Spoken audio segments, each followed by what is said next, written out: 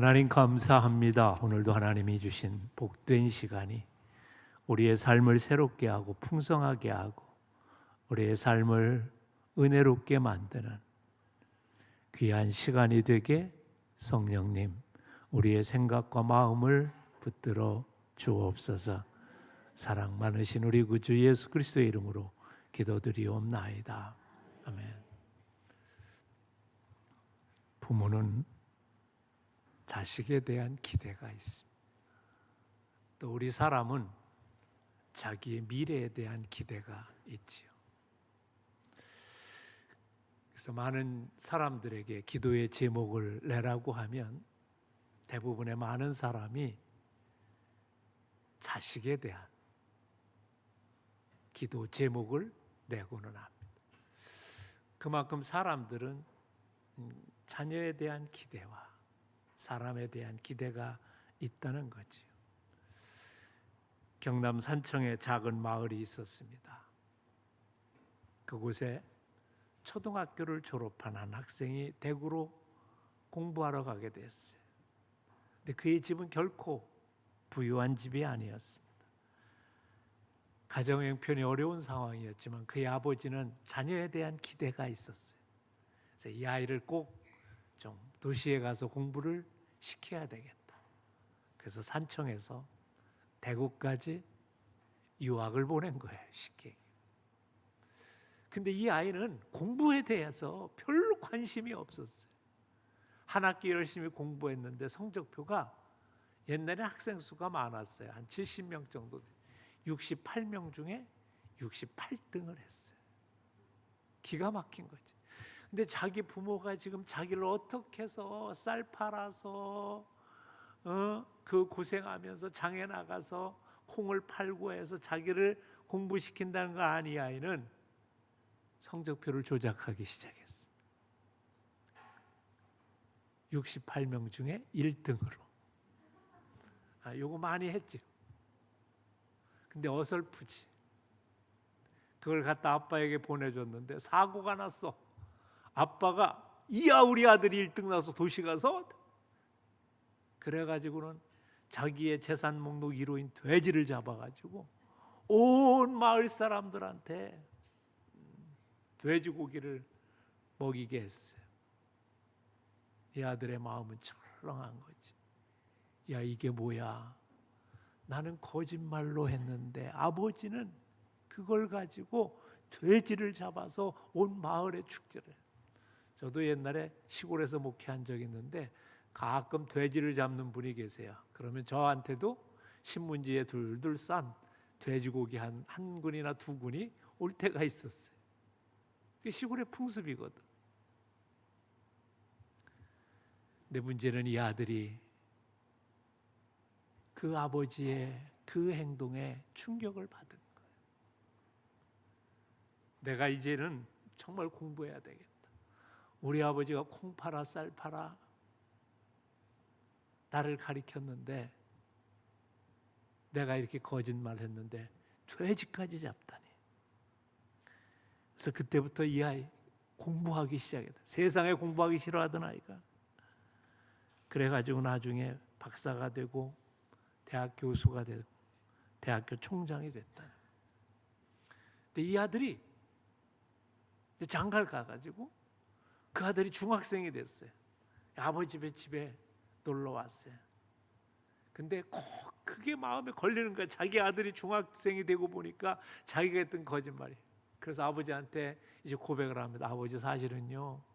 제가 중학교 1학년 때 1등 났다고 그랬잖아요. 그랬더니 아버지가 내가 알고 있었다. 이미 알고 있었어. 야, 네 아들이 들으니 그만둬라. 아버지는 비록 시골에서 농사짓고 가난한 농부였지만 아들이 사실은 거짓말한다는 걸 알았어요. 그러나 아버지의 기대를 보여주길 원했던 거죠. 이 아버지의 간절함과 절박함이 이 아들에게 통한 거고 결국에서 그는 경북대학교 총장이 된 박찬석 박사라는 사람의 일화입니다. 근데 우리를 이 땅에 보내신 하나님, 그리고 오늘도 하나님의 자녀가 잘 되기를 원하시는 하나님께서도 그런 소원이 계세요. 그런 기대가 있다는 거예요. 우리를 향하신 그 말씀을 한마디로 표현해 준 게 오늘의 본문 말씀이에요. 오늘 2절 말씀을 다시 한번 읽어보겠습니다. 사랑하는 자여, 내가 범사에 잘되고 강건하기를 내가 간구하노라. 이게 하나님의 마음이에요. 우리 아버지가 사랑하는 자여, 우리를 사랑한다고 부르시면서 내 영혼이 잘 되길 원한단다. 내 영혼이 잘 되길 원해. 그리고 내가 범사에 잘 되길 원하고 강건하기를 내가 원한다. 사실 이 말씀은요, 90이 넘은 사도 요한이 사랑하는 성도 가요를 향해서 보낸 편지에 쓴 글이에요. 이 가요라는 성도가 얼마나 정말 이 사도 요한의 마음을 감동시키는지 그가 축복한 말이에요. 사랑하는 자 가요야, 내 영혼이 잘된 같이 내가 범사가 잘되고 강건하기를 내가 기도한단다. 하나님께 기도한단다. 그렇게 말씀하는 거예요. 여러분, 하나님의 기대를 좀 오늘 느끼시겠어요? 제가 설교를 들을 때 좀 생각하고 들으라고 자주 얘기하는데, 이게 설교를 그저 예배 시간에 일부러 보고 또 이제 설교가 시작됐구나 그러면 이미 딴 세상으로 가는 분이 있어요. 그런 분은 1년 12달 바뀌질 않아. 그런데 오늘의 말씀을 들으면서 아버지가 나를 기대해, 하나님이 나를 그렇게 기대해, 내가 내 자식에 대한 기대가 있는 것처럼 우리 하나님께서 나에 대한 기대가 있으시다고. 그리고 그 어떤 것보다 영혼이 잘 되기를 내가 기뻐한단다. 왜 이 말씀을 하실까 하는 거예요. 여러분, 우리 인간은 원래 창세기 2장 7절에 보면 하나님께서 처음 만드실 때 흙으로 만드신 다음에 우리에게 뭐냐면 영혼을 불어넣으셨다는 거예요. 생기를 불어넣으셨다. 그래서 우리가 영혼을 가진 존재가 됐어요. 이 영적인 존재가 됐다는 거예요. 그래서 우리의 인생이 진정한 행복과 진정한 기쁨과 진정한 복된 인생이 되려면 우리의 영혼이 복을 받아야 돼요. 영혼이 잘 돼야 돼요.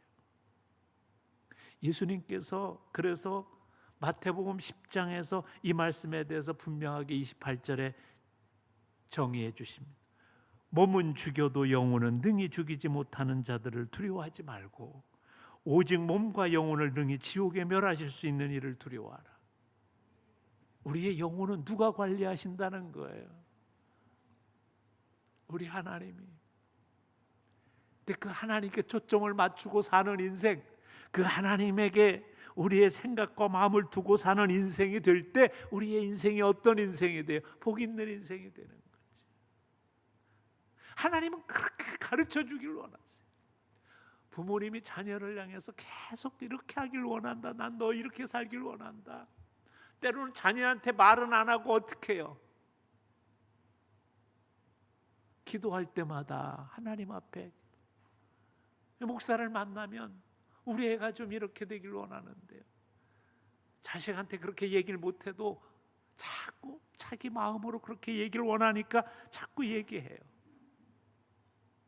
다윗은 그래서 뭐라고 고백하냐면, 기도할 때마다 하나님이여, 사슴이 시냇물을 찾기에 갈급한 같이 내 영혼이 주를 찾기에 갈급하나이다. 하나님, 사슴들이 보니까, 제가 목자하면서 보니까요, 목마르면 그렇게 정신없이 헤매면서 물가로 가더라고요. 물가 옆에 늑대가 있고 사자가 있어도 어떻게 가서 물 먹고 살아야 되니까 그 모습을 다윗은 봤어요. 내 영혼이 주님을 찾고 내 영혼이 주님을 만나지 않으면 내가 세상을 살 수 없습니다. 이 고백을 하는 거예요. 저는 우리에게도 이런 간절함이 있어야 돼. 내 인생이 복되고 내 인생이 정말 행복하려면 내가 하나님을 찾아야 되는구나. 그래서 저는 오늘 여러분하고 같이 생각해 볼 게 뭐냐면, 우리의 영혼이 잘 되고 하나님의 말씀처럼 정말 우리의 삶의 범사가 잘 되고 형통하기를 원하는 그런 삶을 살려면 우리가 먼저 어떻게 해야 될까 하는. 첫째로 참 중요한 건 뭐냐면, 하나님은 이미 우리에게 매뉴얼을 주셨어요. 그게 바로 성경입니다. 여러분, 제품을 사면, 제가 올 여름에 참 재미를 쏠쏠하게 본 게 있어요. 그게 뭐냐면 제빙기예요. 난 제빙기 사고 이렇게 수지 맞은 적이 없어. 그거 비싸지도 않아. 근데 올해 어떻게 제빙기를 한 대 사야 되겠다 생각하고 제빙기를 샀는데 쬐까네요. 근데 물을 먹을 때도 여름에 제빙기 얼음을 착 몇 개만 퍼서 먹으면 카페 안 가도 돼. 거기다가 탄산수에다가 청포도 액을 사서 넣고 얼음을 갖다 착 갈아서 넣으면 거기 가서 4,500원, 3,500원짜리 에이드가 돼요.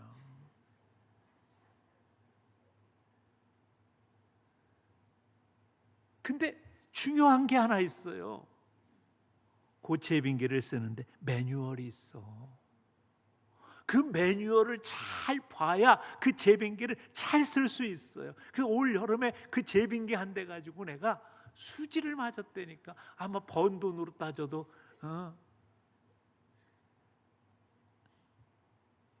그래서 생각하는 거예요. 하나님이 우리의 인생을 행복하게 하시려고 뭘 주셨냐면 매뉴얼을 주셨어요. 성경이에요, 그게. 야, 이렇게 살면 내 인생이 형통하게 될 거야. 너 이렇게 살면 이렇게 복될 거야. 그런데 우리는 그 매뉴얼을 안 봐. 여러분, TV 매뉴얼 한 번이라도 제대로 읽으신 분? TV 기능이 많아요. 아침에 여러분이 알람, 새벽 기도 갈 때 안 깨려고 용부림 쳐도요, TV에다가 알람 딱 맞춰놓고 음악 방송 해놓으면요, 난리나 집안이 그냥 쿵쾅쿵쾅 거리고 안 일어날 수가 없어. 그게 TV의 기능이 있어요. 잠 안 오는 분, 딱 잠 오는 음악을 딱 맞춰놓고요, TV에 다 있어.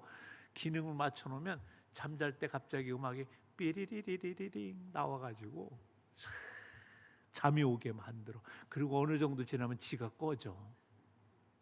매뉴얼에 다 있어요.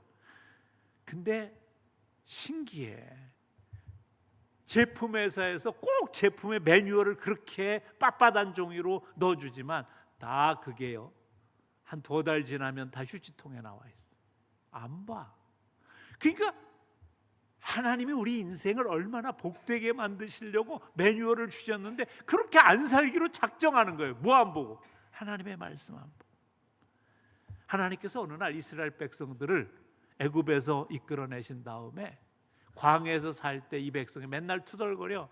그래서 모세를 부르셨어요. 야, 이렇게만 살아라. 그리고 나서 말씀을 주셨어요. 근데 맨날 그 모양으로 살아. 그래서 어느 날 하나님께서 모세를 부르시고 말씀하십니다. 신명기 29장 9절에 보면 이래요. 그런즉 너희는 이 언약의 말씀을 지켜 행하라. 그리하면 너희가 하는 모든 일이 형통하리라. 하나님께서 이미 약속한, 야, 내가 준 그 말씀 그대로만 너희 살아. 그러면 너의 삶 형통하게 될 거야.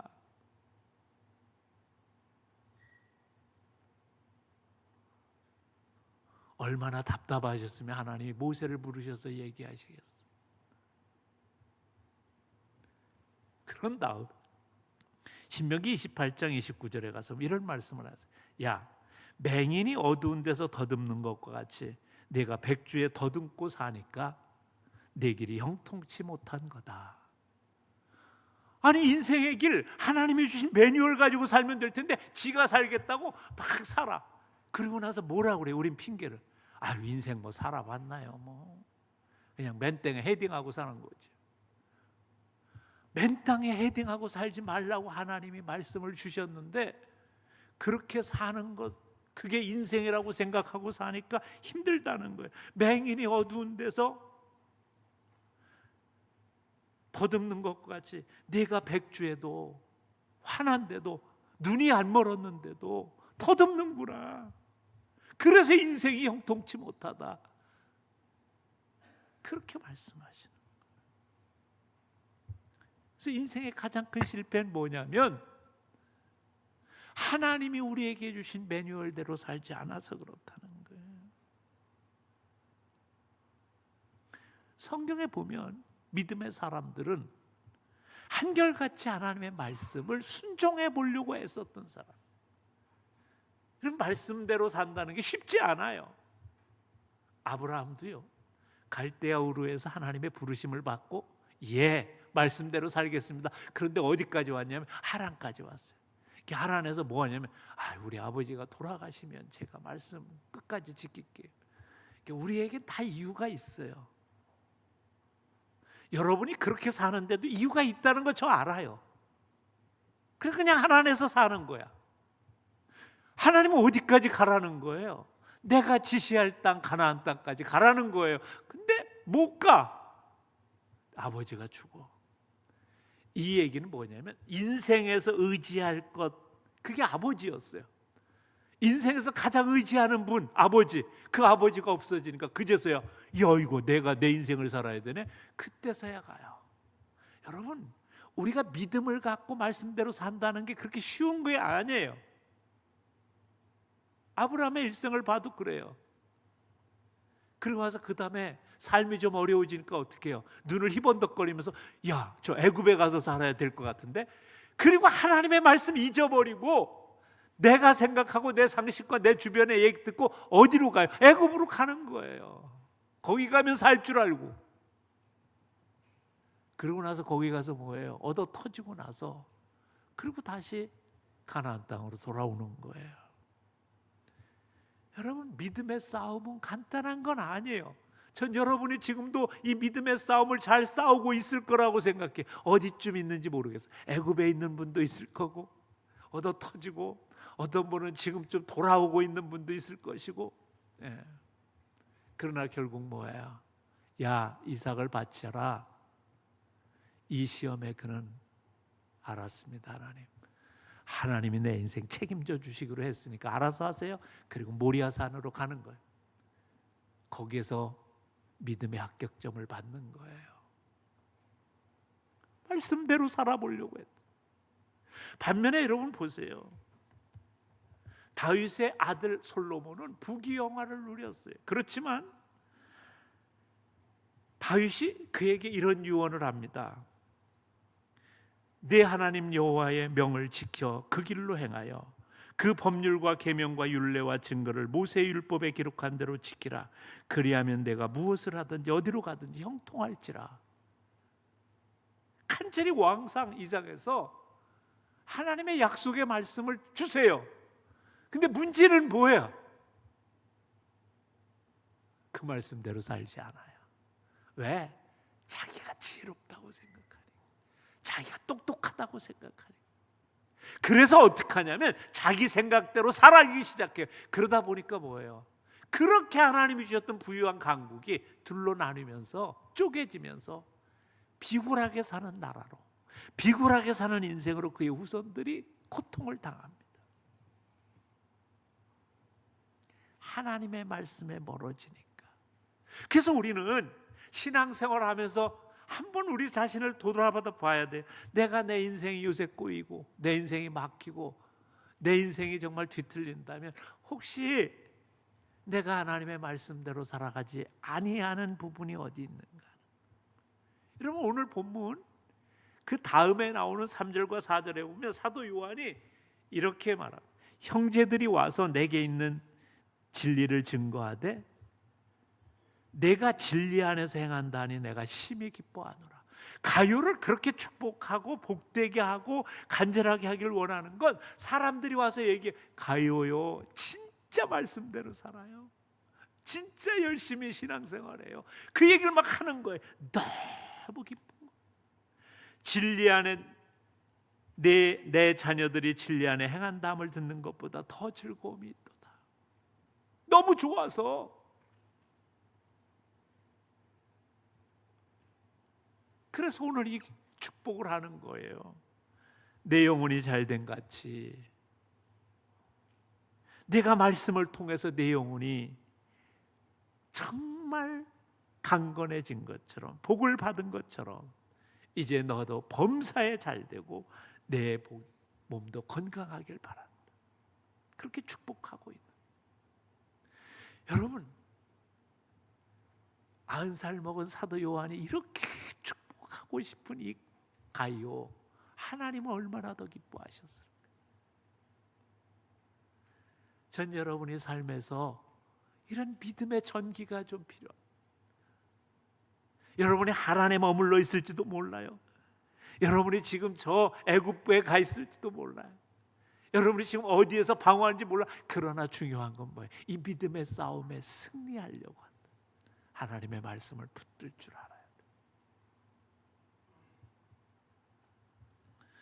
성경은 뭐라고 그래요? 복 있는 사람은 쭉 말씀한다면 오직 여호와의 율법을 즐거워하여 그 율법을 주야로 묵상하는 자로다. 이 주야로라는 말을 우리가 그냥 막 넘기는데 이게 뭐냐면 항상이란다. 항상 쉬지 말고 주님의 말씀이 내 생각에 떠오르는 사람. 그래서 우리가 종종 이렇게 살다가 염려라는 게 들어오고 걱정하는 게 들어오면 내가 지금 무슨 생각하고 있지? 주님 생각해야 되는데, 말씀 생각해야 되는데, 이 생각이 빨리 떠오르는 사람일수록 영적 지수가 높은 거예요.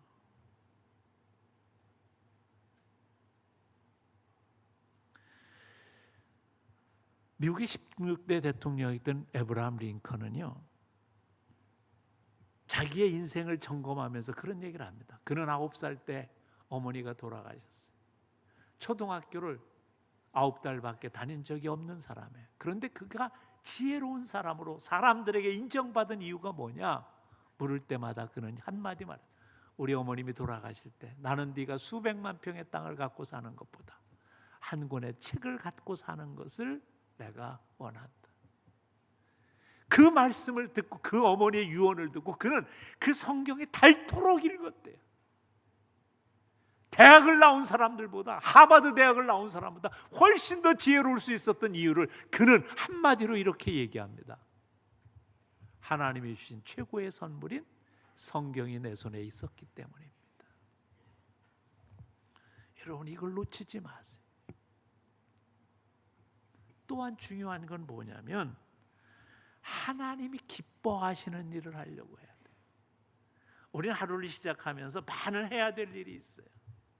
세수를 하고 밥을 먹고 그 다음에 출근을 하거나 또 어디를 가야 되는 여러 가지 일들이 여러분이 해야 돼요.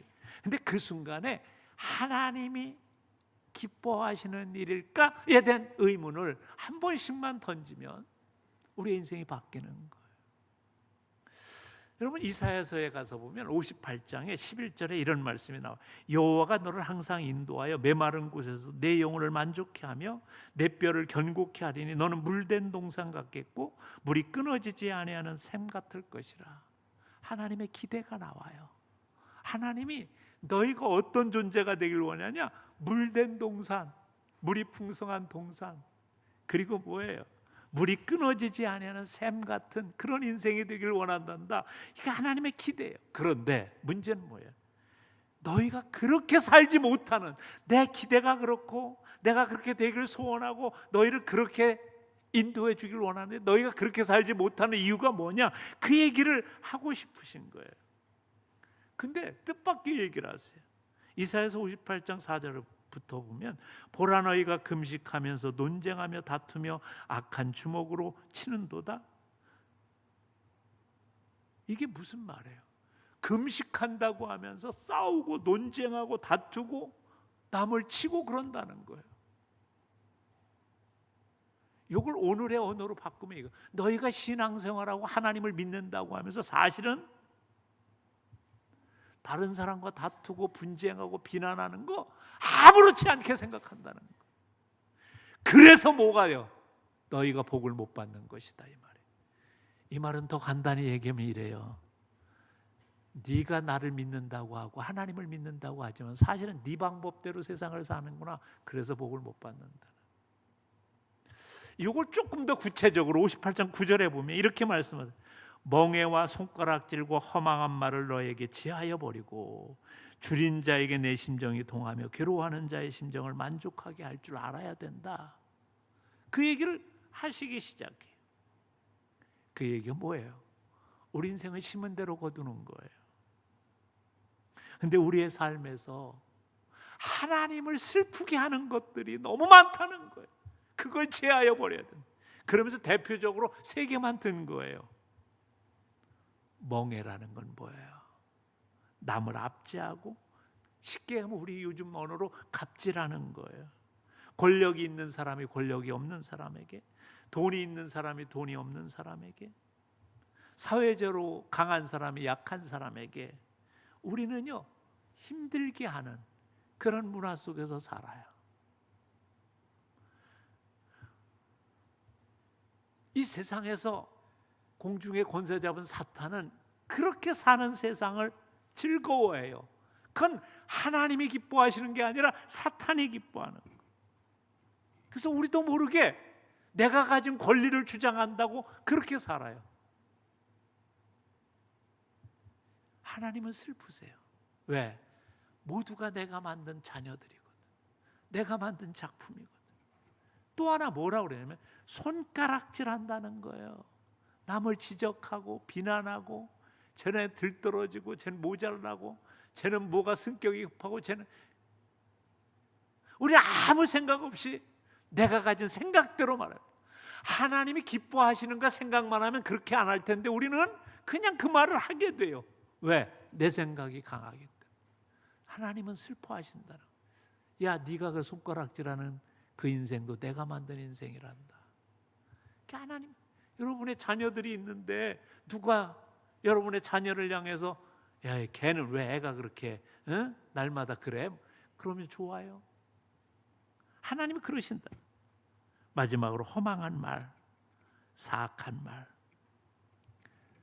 성경을 보면 종종 시편 1편에서도 뭐라고 그래요? 복 있는 사람은 악인의 길을 쫓지 아니하고 죄인의 길에 서지 아니하고 오만한 자리에 앉지 아니하고.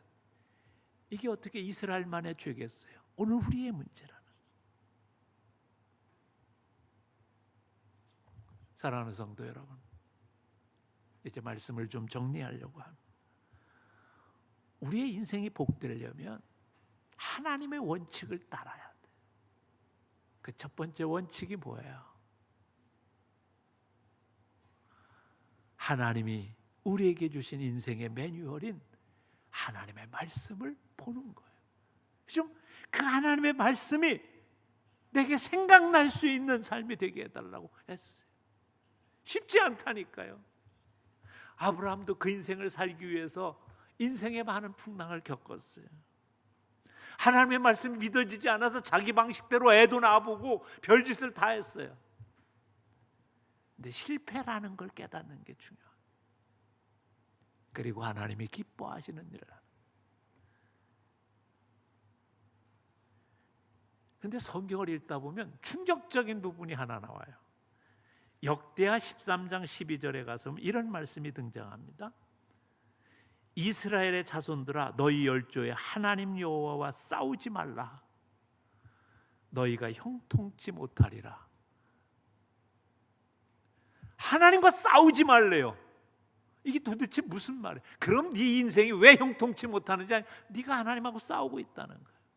하나님의 말씀에 순종하지 않으면 싸우는 거예요. 하나님의 말씀대로 살아보려고 하는 게 아니라 그걸 거역하면 하나님을 대적하는 거라는 거예요. 주목하셔야 돼. 내가 요즘에 하나님과 싸우고 있지 않나, 하나님과 대적하고 있지 않나 생각해 보는. 그러면 형통할 수가 없는 거예요. 그래서 우리에게 한 가지 방법이 있어요. 하나님의 뜻이 있어요. 그게 뭐냐면 쉬지 말고 기도하는 거예요. 성경은 이렇게 말합니다. 데살로니가전서 5장에서 쉬지 말고 기도하라. 이것이 그리스도 예수 안에서 너희를 향하신 하나님 아버지의 뜻이니라. 9월은 기도하기 좋은 달입니다. 그러면 이래야 돼요. 하나님, 내가 왜 말씀대로 이렇게 말씀이 생각나지 않고 세상의 방법과 생각이 나의 삶을 이렇게 지배하고 선택할 때 하나님을 기쁘시게 하는 일이 선택되는 게 아니라 하나님과 대적하는 일이 자꾸 선택되는 것을 이제 알았는데, 그렇다면 어떻게 하면 좋겠어요? 간구하셔야지. 순간순간 하나님께 묻고 기도하셔야지. 그래서 내가 딴 길로 가거나 잘못된 길로 가지 않도록 하셔야 돼요. 사랑하는 성도 여러분, 우리 하나님은 우리가 영혼이 잘 되길 원하세요. 우리가 물된 동산 같고 바라지 않는 생같이 되길 원하세요. 그런데 너무 가슴이 아프세요, 이분이. 왜? 너희가 나를 대적하며 사는구나. 내 말을 안 듣는구나. 여러분이 부모로서 자식이 말을 안 들을 때 얼마나 속상했는가를 한번, 바로 그게 나라는 생각을 하면 돼요. 아마 그것을 묵상하면 여러분의 삶이 바뀔 거예요. 오늘 우리 함께 기도할 텐데, 하나님, 내가 하나님을 대적하며 산 자는 아니었는지, 하나님의 마음을 아프게 하며 슬프게 한 자는 아니었는지, 우리 한 1분간만 통성으로 기도하며 주님 앞에 나갑니다.